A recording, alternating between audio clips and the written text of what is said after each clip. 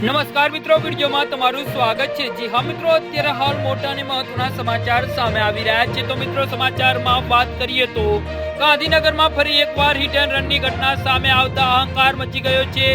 રાંદેસર પાસે city plus સિનેમાની સામે એક પૂરપાટ ઝડપે દોડતી કારે 4 લોકોને અડફેટે લીધા હતા। આ ગમખ્વાર અકસ્માતમાં એક મહિલા સહિત 3 લોકોના ઘટના સ્થળે કમકમાટી ભર્યા મોત નીપજ્યાની પુષ્ટિ થઈ છે, જ્યારે અન્ય 2 લોકો ગંભીર રીતે ઘાયલ થયા છે, જેનાથી મોતનો આંકડો વધી શકે છે।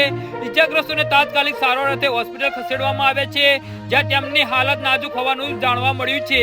અકસ્માત સર્જાર કાર હિતેશ પટેલના નામે રજીસ્ટર હોવાનું જાણવા મળ્યું છે। પ્રાથમિક માહિતી અનુસાર આ અકસ્માત સર્જાનાર કાર ચાલક નશામાં ધૂત હોવાની આશંકા વ્યક્ત કરવામાં આવી રહી છે।